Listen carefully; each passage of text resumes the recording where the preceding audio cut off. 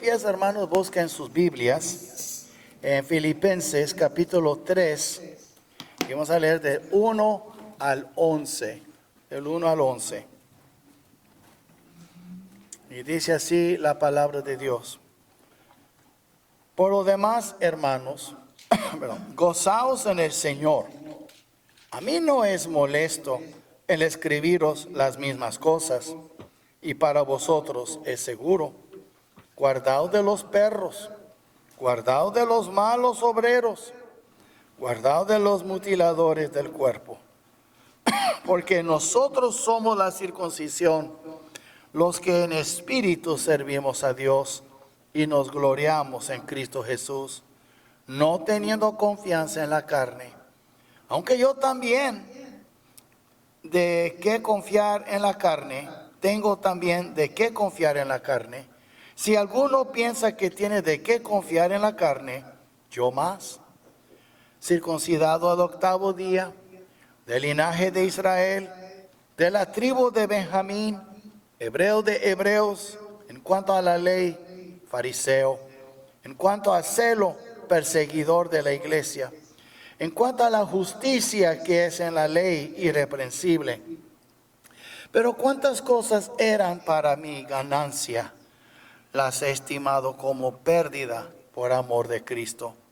Y ciertamente aún estimo todas las cosas como pérdida por la excelencia del conocimiento de Cristo Jesús, mi Señor, por amor del cual lo he perdido todo y lo tengo por basura para ganar a Cristo y ser hallado en Él, no teniendo mi propia justicia, que es por la ley, sino la que es por la fe de Cristo, la justicia que es de Dios por la fe, a fin de conocerle y el poder de su resurrección y la participación de sus padecimientos, llegando a ser semejante a Él en su muerte, si en alguna manera llegase a la resurrección de entre los muertos.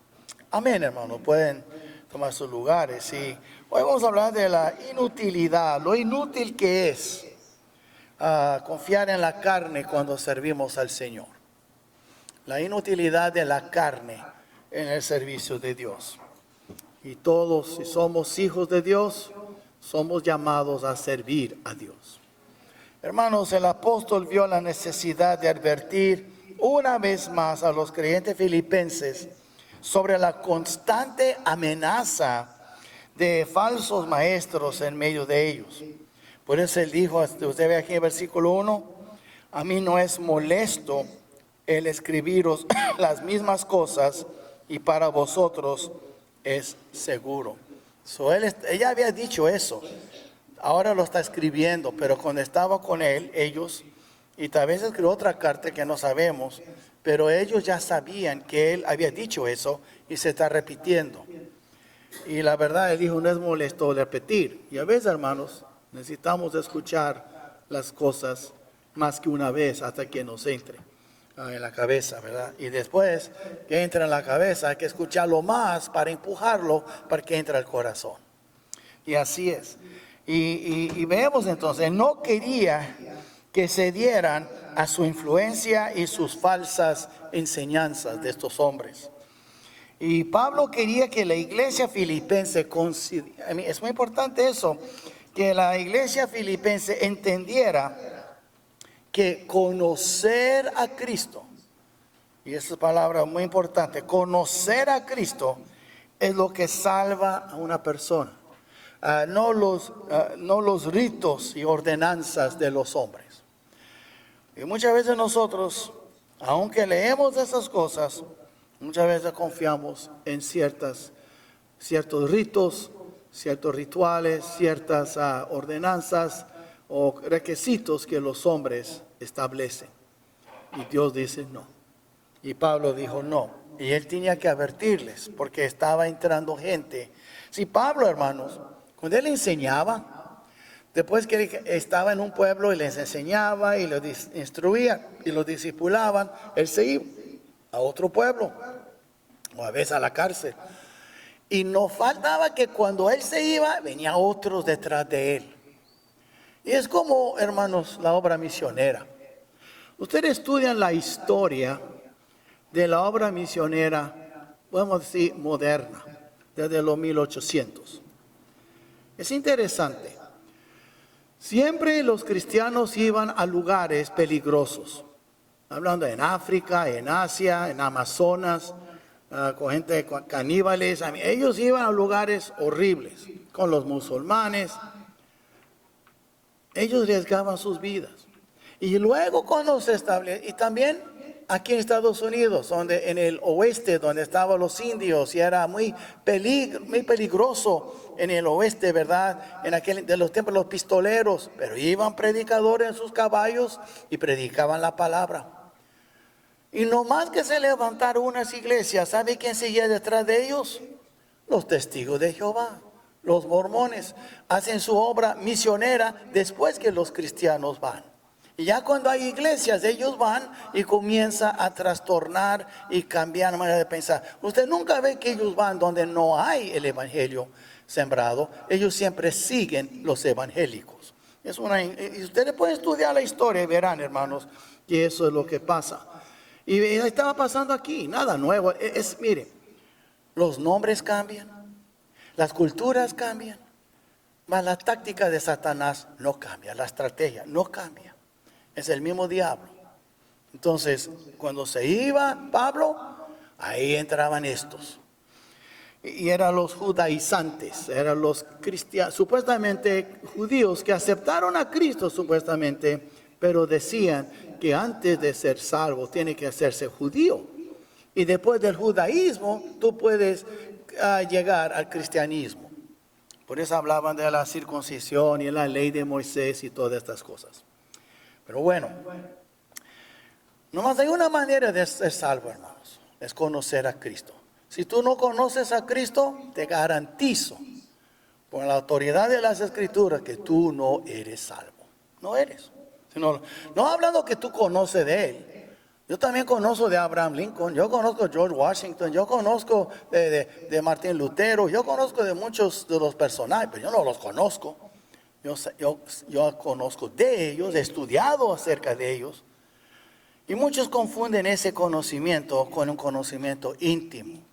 No conocen a Cristo, saben de Cristo y dicen, yo conozco al Señor. No lo conoces. Tal vez tu conocimiento de Cristo no es mucho más que el conocimiento de Abraham Lincoln. Y tú crees que tú conoces a Cristo y no lo conoces. Y ese tipo de equivocación te va a mandar al infierno. Te enviará al infierno. Cuidado. Y vemos entonces aquí primero la advertencia contra los falsos obreros.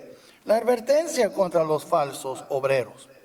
Y evidentemente no era la primera vez que el apóstol advertía a los creyentes filipenses acerca de los falsos y malos obreros. Y ellos que tratarían de desviarlos de la verdad del evangelio. Siempre es así. Leer Gálatas es lo mismo. Habló que algunos predicaban otro evangelio, no es que haya otro, más hay un evangelio, pero Pablo dice, pero predican otro evangelio. Y esos que hacen eso sean anatema, es decir, separados de Cristo, que sean malditos, que van para el lago de fuego. Es lo que dice ahí, muy serio. El primer capítulo en Gálatas, Pablo dice eso. Y es lo que estaba pasando en todas las áreas, y hasta hoy eso pasa. Entonces vemos aquí primero que estos hombres, él está advirtiendo de los perros, son perros. En el versículo 12 él dice, guardaos de los perros. Ahora, hermanos, hay dos maneras de verlo. Hay perros muy, no como los perros domesticados hoy. Esos perros eran salvajes y comían, eran como casi como buitres de cuatro patas. Ellos devoraban, eran como lobos. Y entonces, pero también otro tipo de perros. Yo creo que está hablando de otros perros aquí. Yo creo que si usted mira conmigo en Isaías 56, mire lo que dice aquí el Señor por medio del profeta Isaías a su pueblo, y especialmente, particularmente a los pastores, los líderes. Usted mira aquí en capítulo 56 de Isaías. Mire lo que dice él empezando el versículo 9, de 9 al 11. Y dice así. Todas las bestias del campo, todas las fieras del bosque, venid a devorar. ¿Devorar a quién? A su pueblo. Dale a un Dios. ¿Y por qué pueden devorar? Miren, Sus atalayas son ciegos.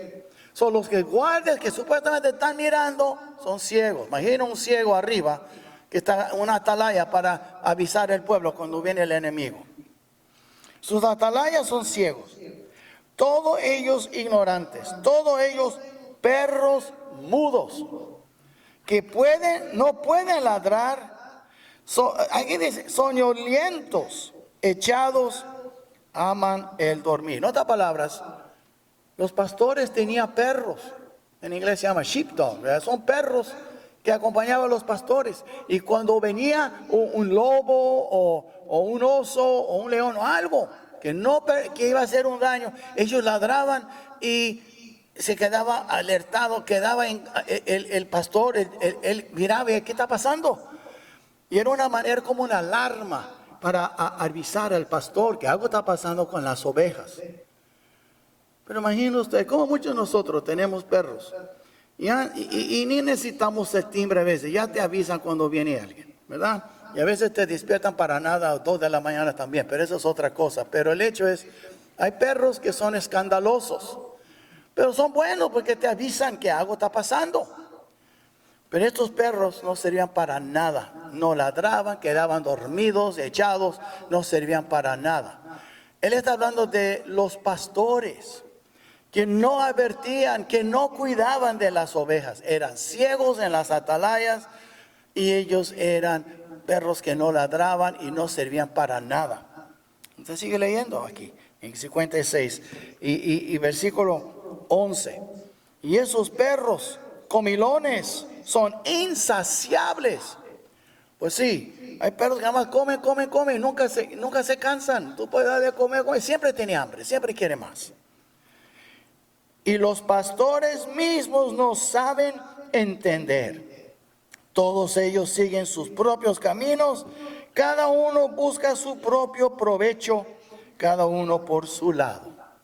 Ahora mira conmigo Romanos 16. Hablan de esos perros comelones. Y yo siempre he dicho, los perros nos aman con todos sus estómagos, no con el corazón, créemelo. Pero bueno, y usted ve aquí entonces, mire lo que dice aquí, hermanos, en versículos 17 y 18, en capítulo 16 de Romanos. Mas os ruego, hermanos, que os fijéis en los que causan divisiones y tropiezos en contra de la doctrina que vosotros habéis aprendido, y que os apartéis de ellos. Esos son los que estaban afectando también, impactando a Filipos. Porque tales personas no sirven a nuestro Señor Jesucristo, sino que a sus propios vientres. Son comelones, como los perros, que no sirven para nada. Y con suaves palabras y lisonjas engañan los corazones de los ingenuos. Solo regresamos a Filipenses para que tengan idea. Por eso que Pablo los llamó perros. Porque estos perros, yo quiero mis perritos, hermano, pero una cosa le voy a decir. Si yo tengo perros grandes cuidando de las ovejas, si yo estoy fuera en el campo, yo quiero que sirvan para algo. Más que nada más acompañarme, yo quiero que me sirven para algo, para proteger, avisarme que hay un enemigo, un peligro con las ovejas. Regresando a Filipenses 3, él dice, guardaos de los perros. Son comelones, nada más son vividores de la iglesia. No sirven para nada más causar problemas. Y causan también división. Vemos aquí, después dice, guardaos de los malos obreros. Sí, guardaos, que dice, no baja la guardia. Cuidado. Y esos malos obreros no son buenos. La palabra es la más que más es malvado, obreros. Pero la cosa, son malos. Y dice, no me gusta esa palabra. Alguien me ha dicho una vez, ya no está aquí, no le gustó cómo predicaba, pero, pastor, ¿por qué tú dices malo? Es palabra muy fuerte. ¿Sabe por qué, hermano? Porque la Biblia lo dice. Y yo estoy aquí para interpretarla y no cambiarla a tu gusto. Entonces no le gustó. Pero eso es. Y es la verdad. Son malos. Hay gente mala, hermanos. No vive en su fantasía, en la nube, que nadie es malo. Sí, hay gente mala. Y él aquí dice, malos obreros. No vienen con buenas intenciones, hermanos. Dividen las iglesias, son vividores, nada más piensan en sus vientres, piensan en sus vidas, no les importa las ovejas. Y eso es lo que Pablo estaba diciendo a ellos.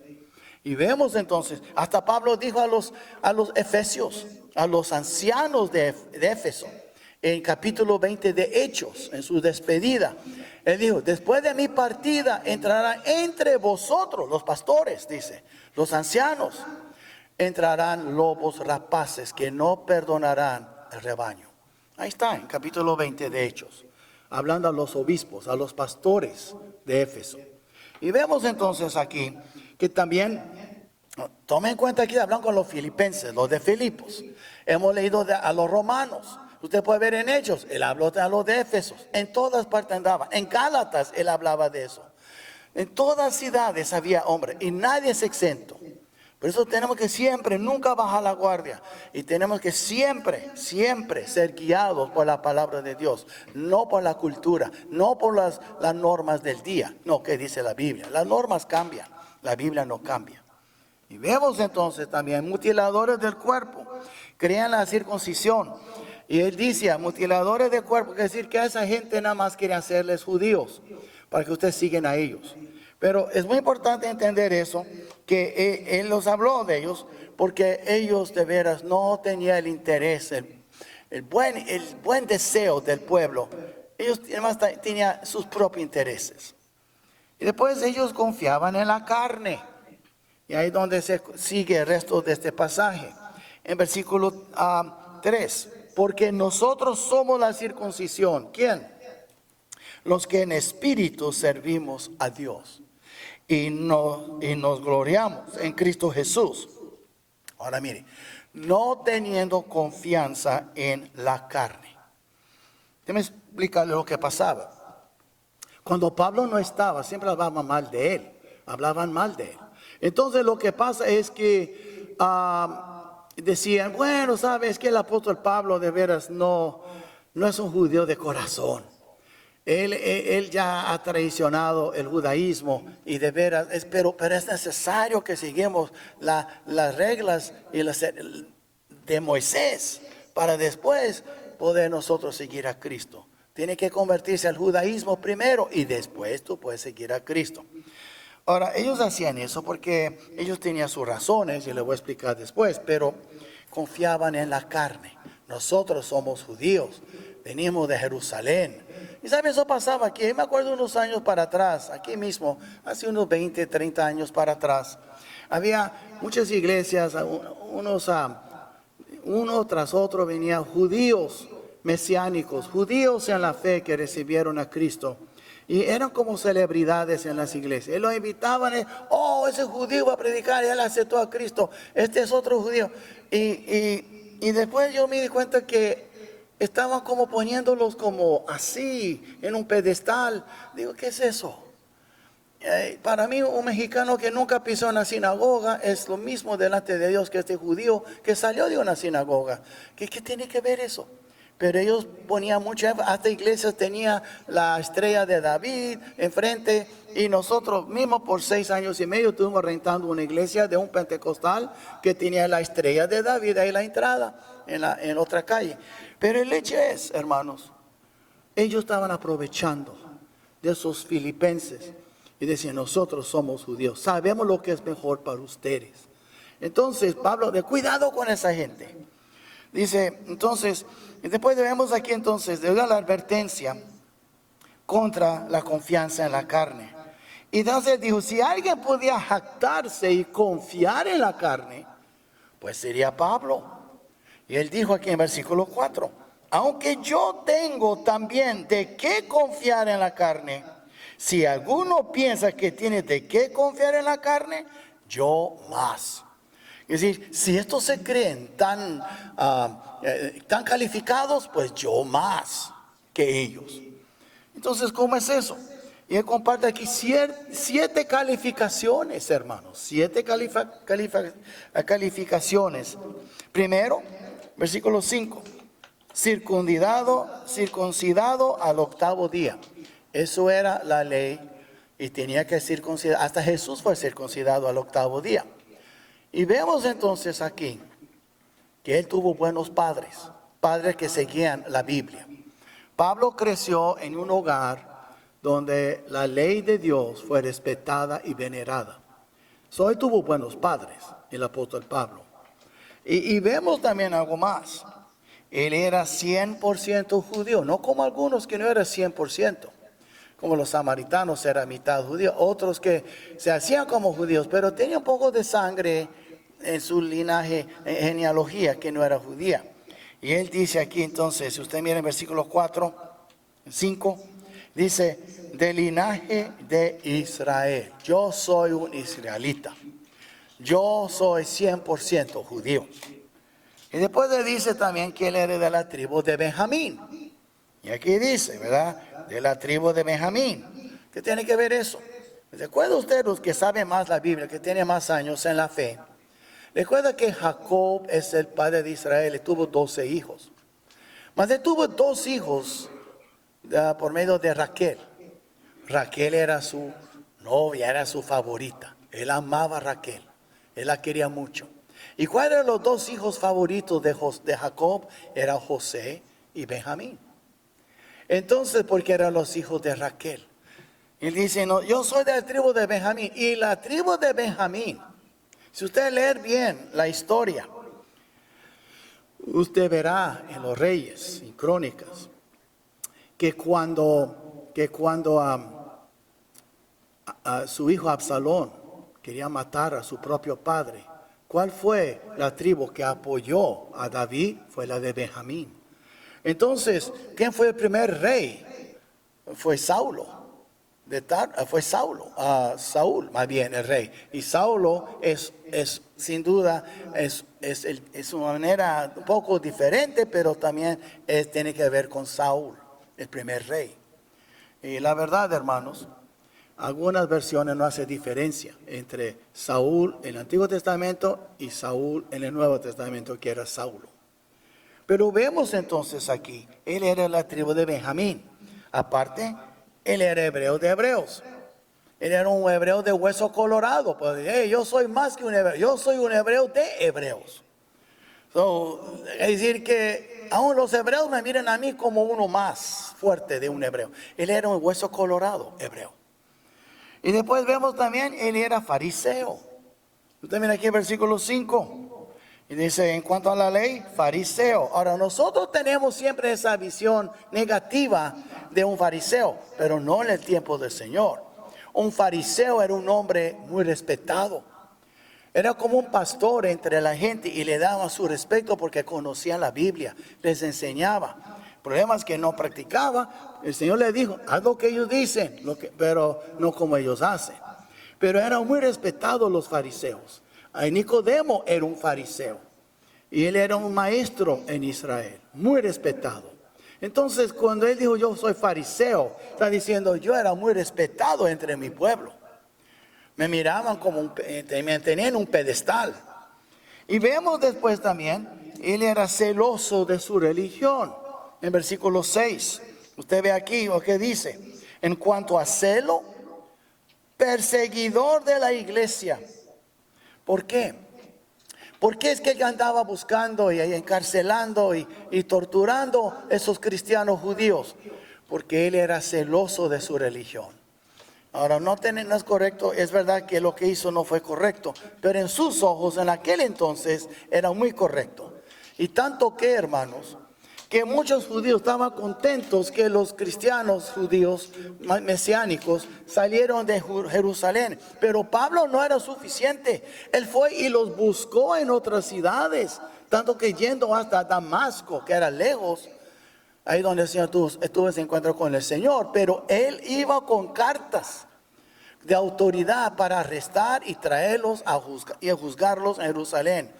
Él no estaba contento que dejaron Jerusalén. Él quería agarrar a todos. Él quería pagar esto. Él asolaba la iglesia, él mismo dijo. Vemos que él era muy celoso de su religión. Y después, en cuanto a la ley, fue irreprensible. Es muy interesante. Nadie podía, es el versículo 6 y dice aquí, irreprensible. Nadie podía encontrar algo contra este hombre. Él era irreprensible. Él cumplió con todos los mandamientos. Piénsalo. El primer mandamiento, que no tendrá dioses ajenos, ¿verdad? Y el segundo, que no haga ídolos, imágenes. El tercero, ¿qué es? Que no a decir en vano su nombre. ¿Cuál es el cuarto? ¿Verdad? Entonces usted ve ahí sigue. El cuarto es, acuérdate del día de reposo. Y el quinto, honra a tu padre y a tu madre. Y todos los mandamientos él cumplió. Pero había uno que no cumplió. El último. No codiciarás. Usted lee el 7:7 de Romanos. Porque ¿sabe qué, hermanos? Usted fija bien, en todos los primeros 9 mandamientos, todos se dan cuenta si tú pecas. Si tú robas, alguien se va a dar cuenta. Si usted comete adulterio, alguien dará. Si usted miente, alguien va a saber. Si usted falta respeto a Dios y dice en vano su nombre, alguien va a escuchar. No hay ningún mandamiento que tú puedes cometer que nadie se da cuenta, menos el último, el 10º. No codiciarás. Tú puedes codiciar, tú puedes desear cosas y nadie se entera. Es el único pecado escondido que nadie se entera. Y fue eso. Usted mira Romanos 7:7, mira lo que él dijo. En Romanos capítulo 7, en versículo 7. Y aquí dice, en 7:7. Y dice aquí que él no sabía que él había que. Mire, él dice, ¿qué diremos pues? ¿La ley es pecado? En ninguna manera. Pero yo no conocí el pecado sino por la ley, porque tampoco conociera la codicia si la ley no dijera, no codiciarás. ¿Qué está diciendo él? Él cumplió con todo, con toda la ley. Pero cuando llegó a la ley número 10, no codiciarás, él ahí sí se dio cuenta que era pecador. Por eso dice que era irreprensible delante de los hombres, pero no delante de Dios. Ven ustedes entonces, esto eran sus calificaciones y sus adelantos ante sus contemporáneos. En Gálatas 1:14, ahí está en las notas, y dice claramente, y en el judaísmo aventaba a muchos de mis contemporáneos en mi nación, siendo mucho más celoso de las tradiciones de mis padres. ¿Qué está diciendo él? Si estos hombres creen que ellos califican, pues yo más. Si alguien ha de confiar en la carne, yo más que estos hombres. Pero dice, con todo eso, algo pasó en su vida. En el versículo 7 al 11, encontramos un cambio de perspectiva en la vida y los logros de Pablo. ¿Qué pasó? Pues a Pablo le ocurrió algo revolucionario, literalmente, radical, que puso su mundo cabeza abajo. ¿Cómo es eso? Todo lo que él consideraba extremadamente valioso y digno de confianza para ser salvo, para ser aprobado delante de Dios, de repente se convirtió en algo sin valor, en basura. En otras palabras, todo lo que él mencionó aquí, su nacimiento como judío, su crianza, todo lo que él hacía, todo eso, lo que él consideraba tan importante, se dio cuenta que no servía. Entonces vemos aquí, hermanos, en versículo 7, él encontró el amor de Cristo. Usted ve aquí en versículo 7 lo que él dice, pero cuántas cosas, aquí esa palabra clave, pero, después que mencionó todas estas cosas, que el mundo mira como con reverencia su religión. Y eso se puede aplicar a los católicos, se puede aplicar a un bautista, se puede aplicar a los judíos, a quien sea, a los musulmanes, a cualquier religión. No sirve, no le hace que en qué nivel has alcanzado en tu religión. ¿Sabe? No le hace si no conoces a Cristo. Entonces en versículo 7, pero cuántas cosas eran para mí ganancia, las he estimado como pérdida por amor de Cristo.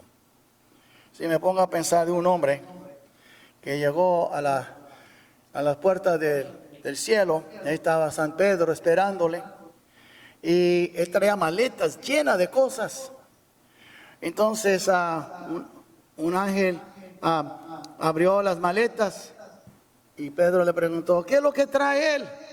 Pues él traía maletas llenas de oro. Él dijo, él trae asfalto para las calles. Es decir que lo que él consideró que era tan importante en la tierra llegó al cielo, ese es asfalto, las calles de oro. Uno pisa en el oro en el cielo. El oro no es tan importante como aquí. Y lo que pasa es que Pablo consideró todas esas cosas tan valiosas, tan importantes. Pero después, cuando tuvo su encuentro con Cristo, se dio cuenta que todo lo que él pensó que era tan importante, su religión, su religiosidad, sus buenas obras, todo lo que él hizo, no sirvió. Si hoy en día, a través de la circuncisión, hay bautismos. Pues yo fui bautizado como niño. Mis padres me bautizaron porque algo puede pasar conmigo si muero. Y pues yo no quiero, mis padres no querían que me perdiera al purgatorio, al infierno. Por eso me bautizaron como bebito. Y estas cosas, ¿y sabe qué, hermanos? Crecen en una religión, pero nunca han tenido un encuentro con el Señor. Y eso es lo que pasa. Entonces, veamos aquí en versículo 7, primero, él encontró el amor de Cristo. Eso valió más para él que todo lo que él consideró que era importante. Versículo 7, pero cuantas cosas eran para mí ganancia, las he estimado como pérdida por amor de Cristo. Es como si tú estás haciendo las cuentas de los libros. Y en un lado tú tienes lo que tú tienes a la mano en negro, y aquí está el rojo, y tú tienes más negro que rojo, y tú tienes mucho dinero en la cuenta, pero es pérdida, no sirve para nada. Él pensó que tenía una cuenta tan llena que Dios le iba a dejar entrar en el cielo. Se dio cuenta, ¿sabe qué? Que él era bancarrota. Por eso dijo el Señor: bienaventurados los pobres de espíritu, porque de ellos es el reino de los cielos. Y él era un hombre que se creó tan rico y se dio cuenta que era un hombre bancarrota. Su dinero no sirvió para nada, espiritualmente hablando. Es como el niño que se cree que es tan rico porque ganó un juego de monopolio y va a la tienda y los miles que trae ni siquiera para comprar un dulce porque no sirve para nada. En el juego sirvió, pero fuera del juego, ese dinero, aunque tú tengas billetes de 500 y de 100 y tienes muchos miles de dólares, fin de cuentas tienes nada, porque es un juego, es un juguete. Y eso que pasa con la vida, y eso que pasa con la religión. Y Pablo se dio cuenta, no servía para nada. Y después vemos también que él conoció a Cristo. En el versículo 8, ciertamente, aún estimo todas las cosas como pérdida por la excelencia del conocimiento de Cristo Jesús, mi Señor, por amor del cual lo he perdido todo y lo tengo por basura para ganar a Cristo. Imagine usted todo lo que usted considera importante y Dios dice es basura. Y entonces él lo que quería es, él conoció el amor de Cristo y él conoció a Cristo. Y hermanos, eso es muy importante, porque si tú no conoces a Cristo, ¿sabe qué? Tú eres una persona que es nada más una oidora, pero no hacedora de la palabra. Y la verdad es, esto es lo que se trata la salvación, de conocer a Cristo. Si no lo conoces, tú estás agarrando y aferrándote de las cosas que tú consideras importantes. Y hasta que tú no conoces. ¿Sabe, hermano? Yo le he dicho una vez, es como un pitbull que trae un hueso en la boca y tú quieres sacar ese hueso. No sirve para nada, pero yo no voy a arriesgar a mí que me moche la mano para agarrar ese hueso. Pero si yo quiero ese hueso, es muy fácil. Le pongo un ribeye enfrente del pitbull. ¿Sabe qué va a hacer con el hueso? Lo va a dejar y agarrar el ribeye. ¿Por qué? Porque pues, yo prefiero un ribeye que un hueso, y el pitbull es tonto y también prefiere un ribeye. Y la cosa es, no estoy diciendo, pues sí, yo no soy tonto. Sí, pero sí hay mucha gente tonta cuando creen que lo que ellos consideran importante vale más que conocer a Cristo. Y prefieren tener su hueso que no les alimenta, cuando Cristo es el ribeye que te puede alimentar y ni te das cuenta. ¿Entiendes? Y entonces vemos aquí que él conoció a Cristo y él cambió su propia justicia por la justicia de Dios a través de Cristo. ¿Qué quiere decir eso? Pues él explica muy bien aquí. Si usted mira aquí en versículo 9. Y ser hallado en él. Otra cosa. Tú no quieres ser hallado fuera de él. Tenlo por seguro. No teniendo mi propia justicia, que es por la ley. Es decir, yo voy a cumplir, yo cumplo con los 10. Muchos creen así, creen que es un balance, ¿verdad? Bueno, si hay más buenas obras, voy para el cielo. Si hay más mala obra, pues ni modo, voy al infierno. Y digo, no es así. Si tú quebrantas una ley en tu vida, ya tú vas para el infierno. Tiene que ser perfecto. Y nadie es perfecto. Entonces él dice aquí, y dice, no teniendo mi propia justicia, que es por la ley, sino la que es por la fe de Cristo. La justicia que es de Dios por la fe. ¿Qué está diciendo aquí? Cuando estemos delante del Señor, hay dos justicias que Él va a mirar. Una de las dos, todos tenemos. O tu propia justicia, tú tratando de agradar y contentar a Dios y tratar de ganar tu salvación, o la justicia de Cristo. Cuando Dios Padre te mira, ¿qué es lo que está viendo? Tus propios esfuerzos, tu religiosidad, tu justicia o la justicia de Cristo. Pablo hizo un cambio, se dio cuenta que todo lo que él creyó que era bueno, le dice aquí, se dio cuenta que no se compara con la justicia de Dios que se halla en Cristo. Y Dios quiere que tú seas perfecto como Él. Pues ¿cómo? Pues cuando tú recibes la justicia que Él te está regalando, y esa justicia se halla en Cristo. Pero mientras tú confías en tus propios esfuerzos, tu propia religión, tu propia filosofía. Hoy hay muchos que dicen, no hombre, yo veo a todos esos cristianos, yo soy mejor que ellos, para eso yo sigo al Señor, Él es bueno conmigo. ¿Sabe qué es? Arrogancia de parte tuya. Y número dos, todos somos pecadores. Cuando tú ves pecado en los cristianos, no es una imaginación tuya, es la verdad. Si tú ves pecado, es verdad, somos pecadores. La diferencia es, reconocemos que somos pecadores, hemos ido al Señor con humildad, pero tú sigues con tu arrogancia, mirando a todos, fijando en todos, y tú crees que eso te va a justificar. Tu arrogancia te enviará al infierno, porque Dios resiste a los soberbios. Mientras tú sigues mirando a los otros cristianos con sus detalles y tú te crees mejor como un juez mirando a los demás, Dios los ha bendecido a ellos y tú estás incrementando el calor de la llama que te espera. Piensa bien lo que estoy diciendo, porque ¿quién te has hecho juez? Dice la Biblia. Pero nosotros todos tenemos errores, hermanos. Nadie aquí puede decir que no ha notado pecado en esta iglesia. Hay pecado en esta iglesia. La diferencia es, hay pecado confesado, pecado cubierto con la sangre de Cristo. Pecado sí hay. Perfectos no somos. Y si tú crees que vas a buscar otra iglesia sin pecado, buena suerte. A ver si la encuentras. Dime dónde está cuando la encuentras. Porque yo nunca he visto una y no existe. Entonces, veamos aquí, Él mismo. Y aquí dice el versículo 9. Y ser hallado en Él, no teniendo mi propia justicia, que es por la ley, sino que la que es por la fe de Cristo, la justicia que es de Dios por la fe. Somos salvos por fe, no por obras, hermanos. Ahora, nadie aquí es perfecto, aún los cristianos. Somos declarados perfectos, justificados por la fe, pero por eso entra la santificación y Dios nos está santificando, moldeándonos conforme a la imagen de Cristo. Pero después veamos también algo más. Y veamos aquí, si usted mira conmigo, la justicia de uno mismo. Mira conmigo a Isaías 64, versículo 6. Isaías 64, versículo 6. Eso es lo que Pablo tenía y hizo un cambio con el Señor. En 64, versículo 6 dice esto.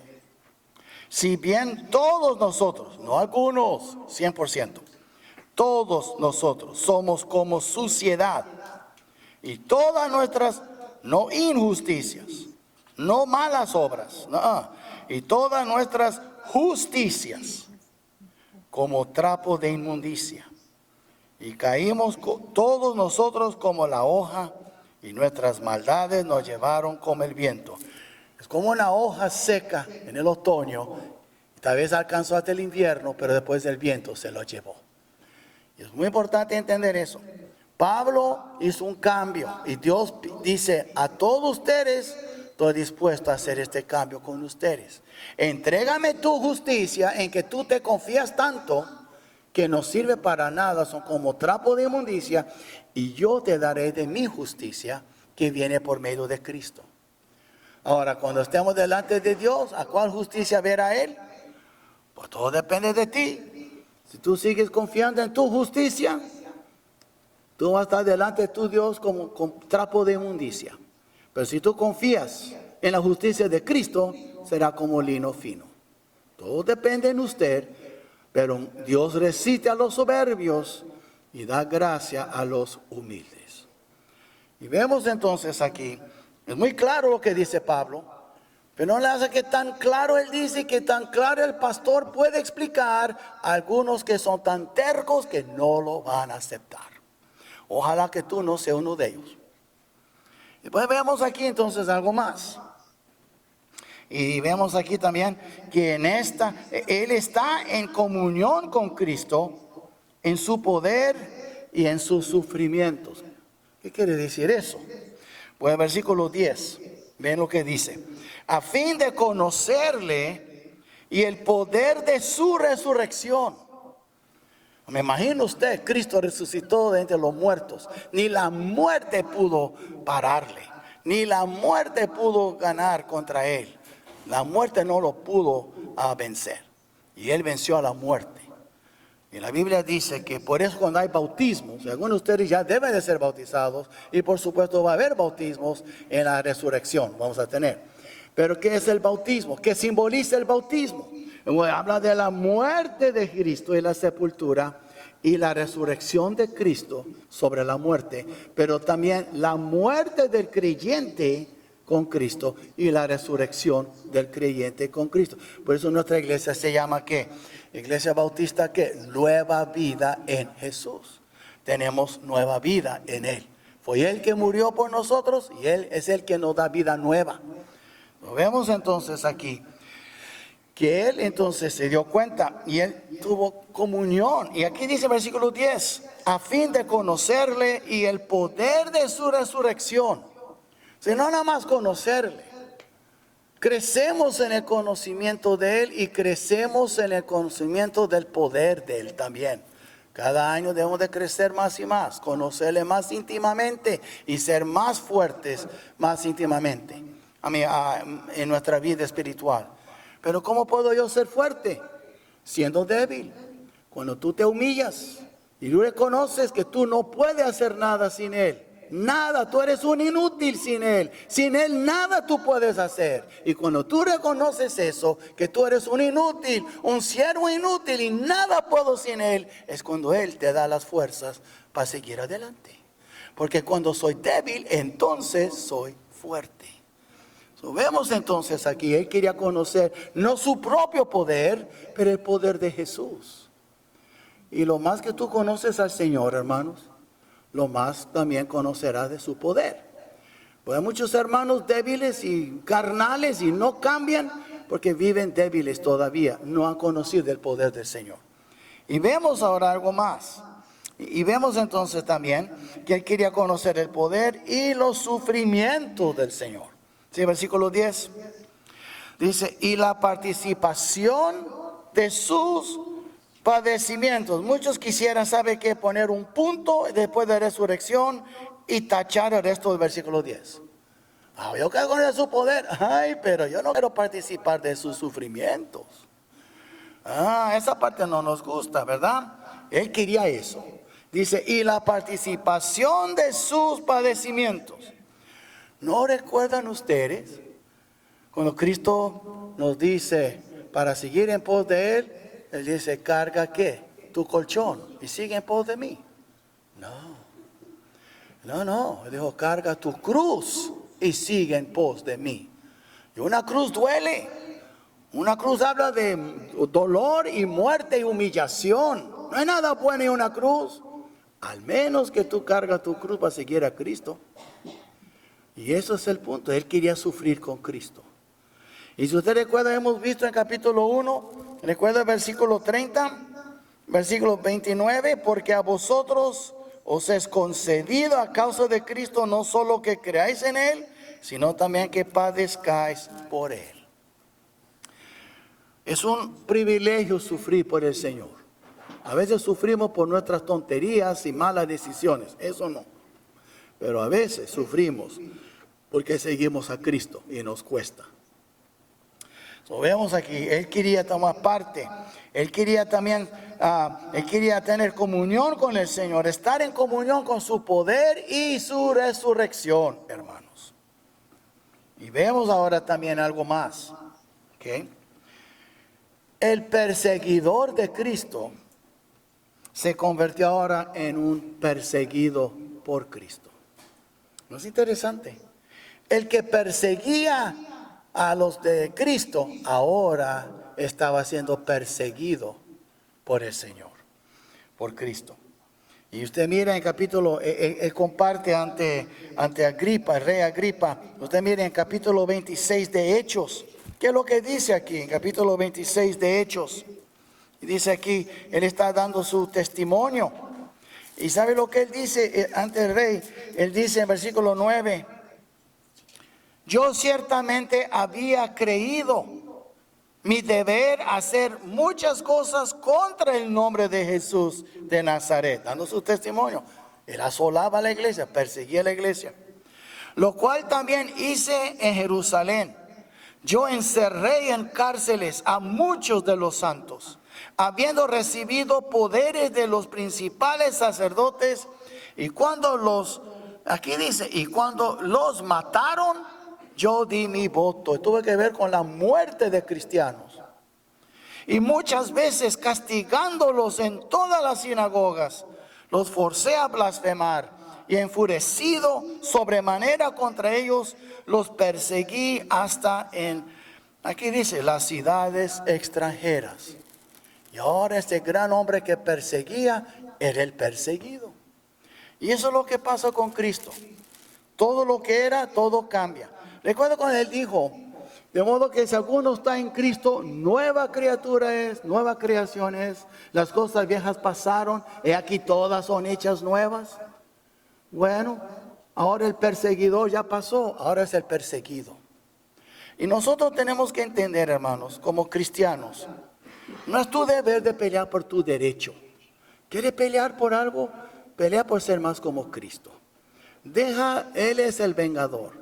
Venganza es mía, dice Jehová, yo pagaré. Pero muchas veces nosotros en la carne queremos desquitarnos, que otro sufra por lo que hizo a nosotros, que recoge lo que sembró. ¿De veras? ¿Y tú quisieras recoger todo lo que tú has sembrado? ¿Tú de veras quisieras eso? Y por eso digo, y Pablo entonces, él quería incluso que su muerte entonces fuera como la de Cristo. Mira el versículo 11. Si lo lees mal, tú puedes malinterpretarlo como que no estás seguro si es salvo. Tiene nada que ver con eso. Mira lo que dice. Si en alguna manera llegase a la resurrección de entre los muertos. Pablo, ¿tú no vas a llegar a la resurrección? Sí, él va a llegar. Lo que él no sabía era eso. Sí, para llegar a la resurrección de entre los muertos tienes que morir. Porque si estás vivo cuando viene Cristo, los muertos en Cristo resucitarán primero. Y él dijo eso en Tesalonicenses 4, quiere decir que si yo llego a morir, yo quiero morir como Cristo. Y esa es mi manera de llegar a la resurrección de los muertos. Ahora, si Él viene cuando estoy aquí, pues yo voy a ser arrebatado. Pero si muero, voy a llegar a la resurrección de los muertos. ¿Por qué? Pues para que lean, para que vean, recuerda mejor. Aquí está, 1 Tesalonicenses 4:11.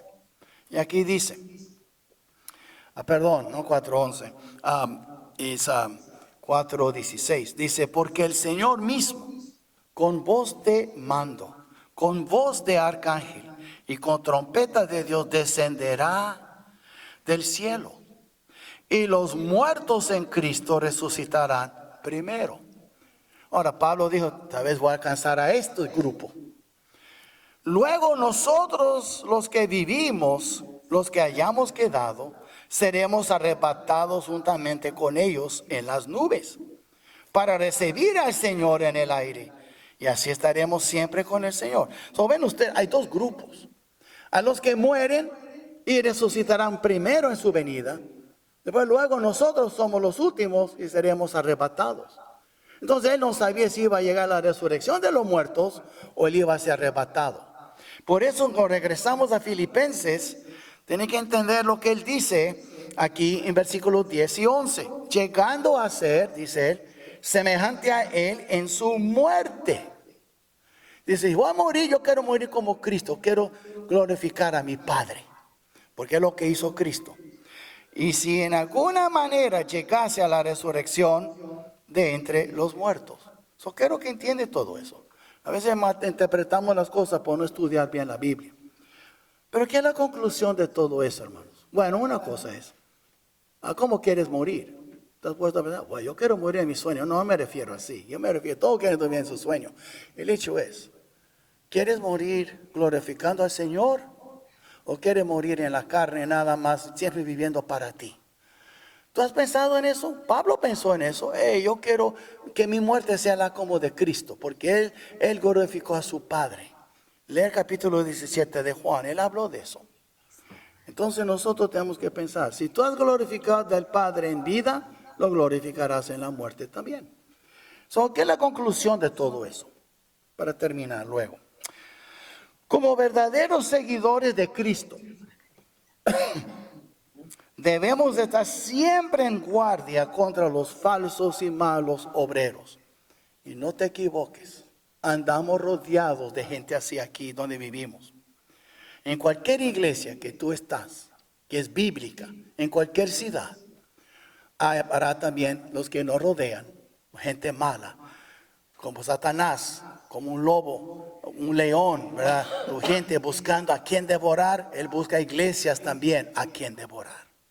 Tenlo por seguro, hermanos. Somos soldados, estamos en una guerra. Eso tal vez suena muy dramático, pero no, es la realidad, hermanos. Después vemos también entonces, nosotros debemos estar siempre en guardia, no baje la guardia. ¿Cómo, hermano? Bueno, tres cosas. Uno es orar, lee la palabra de Dios, medita en ella.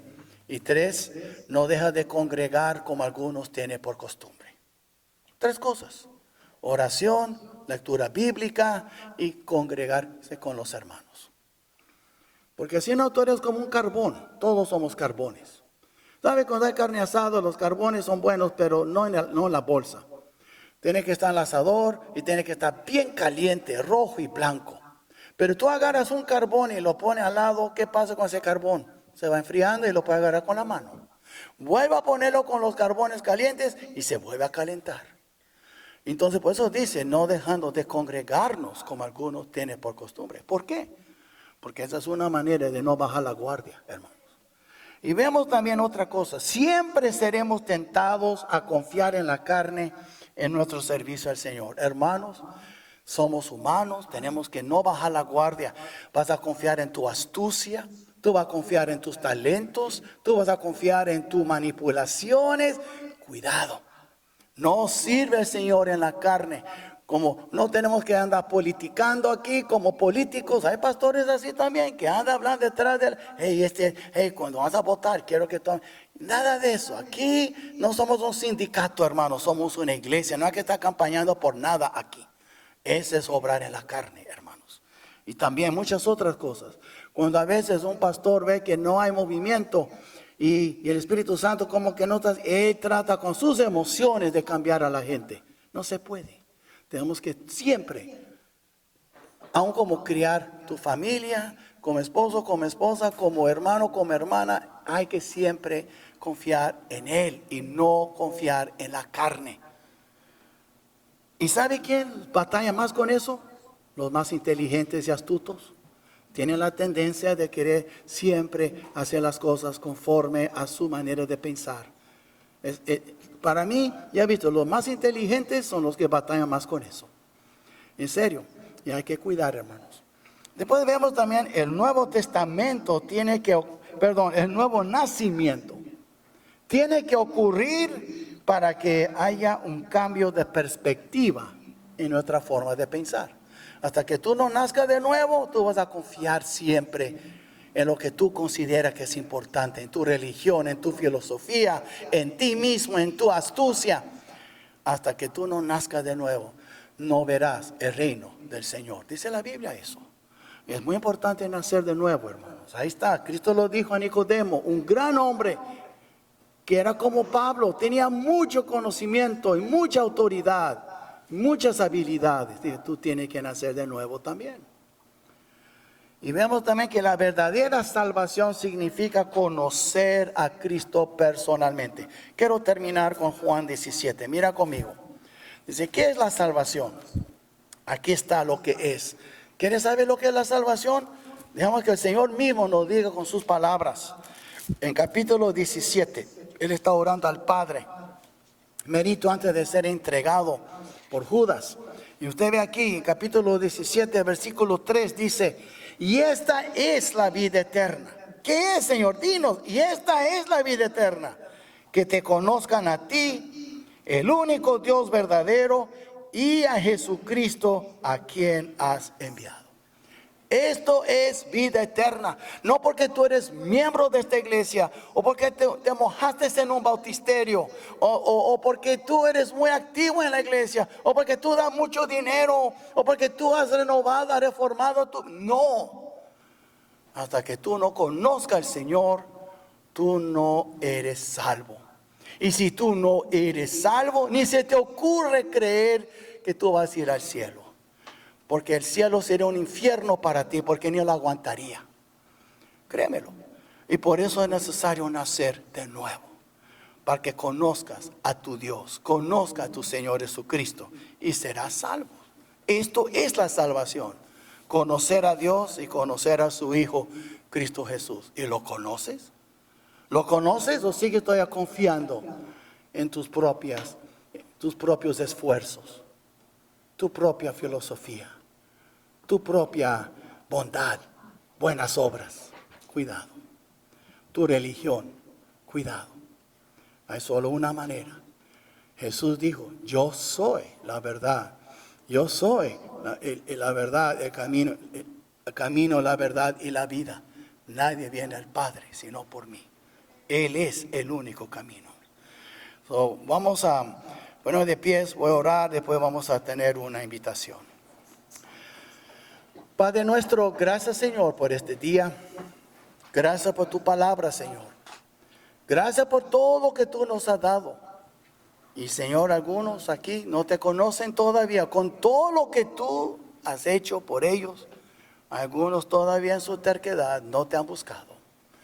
Yo te pido, Señor, tócales, cámbiales, muéstrales su necesidad de ti. Y Señor nuestro, también te pido por nosotros que te conocemos. Queremos vivir más para ti y no confiar en la carne.